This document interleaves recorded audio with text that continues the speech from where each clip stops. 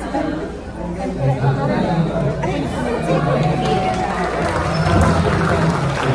and gentlemen, let us all welcome the Honorable Mayor of City of Manila, Mayor Francisco Isko Moreno Domagoso. Welcome, sir.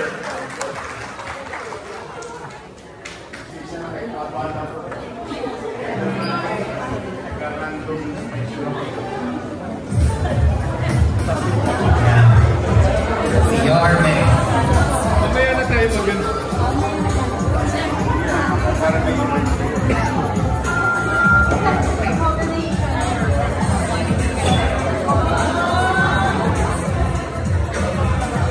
Magandang araw sa inyo.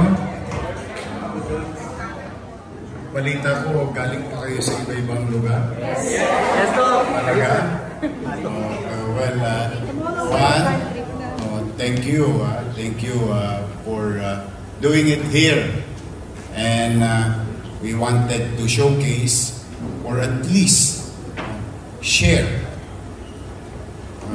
our facility to any John Does and Mary, to everyone. In a healthcare program ng gobyerno, dapat nagtutulong-tulong. Privado, national government, and local government. Binisita ko kasi yung mga makinang binili namin during my first term.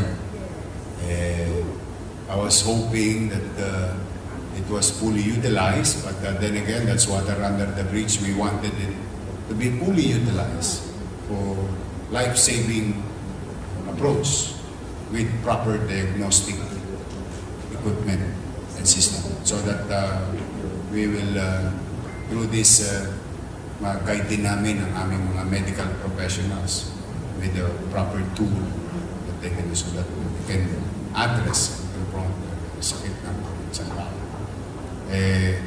Ewan ko kung nabanggit na sa inyo ni ang aming Manila Health Director, si Dr. Padilla, sa September 8, magbubukas na ang CAT lab na nakakatawa doktor na kausap mo, alam nila ibig sabihin ng CAT lab. Kasi sabi siya, Yorme, ikaw naman, hospital yan, nagtayo ka ng para sa pusa. CAT lab, laboratory ng mga pusa. Because before I left, during my first term, when we acquired those machines, MRI machines, CT scan machine, ultrasound 4D, yung sa babae, yung mammogram. Ewan ko, you come and visit it, be the judge of what kind of equipment that we bought.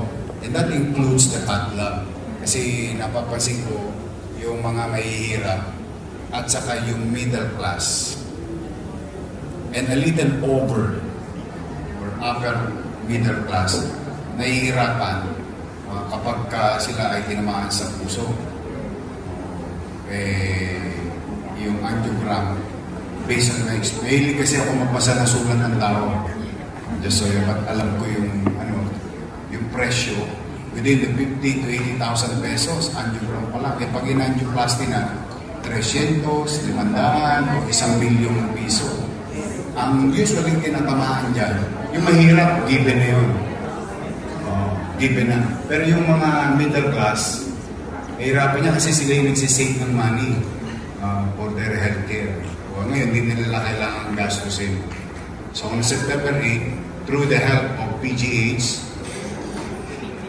Philippine Heart Center, and other agencies of government, yung nabili naming makina 3 years ago, magpa-function na sa City of Manila.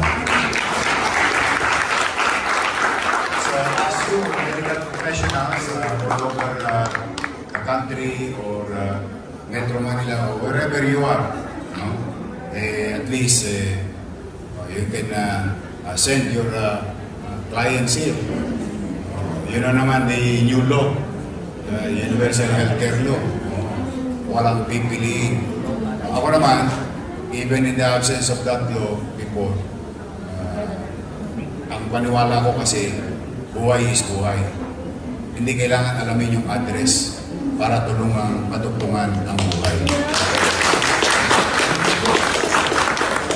Di ba, sinumpaan nyo yung tungkulin? No? Nung pagtapos yung mag-board, nung pumasa kayo, di ba, meron kayong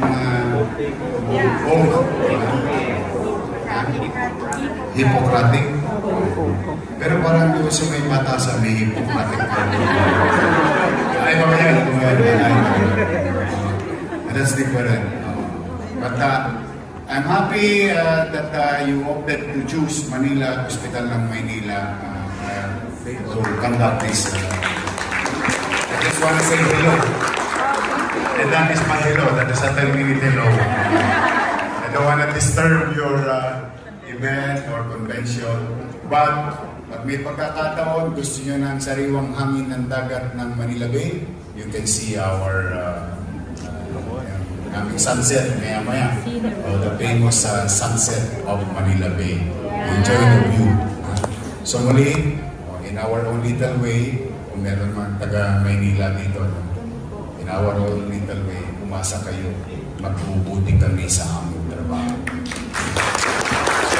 Kaya, lahat, and God bless each and every one of you. Thank you.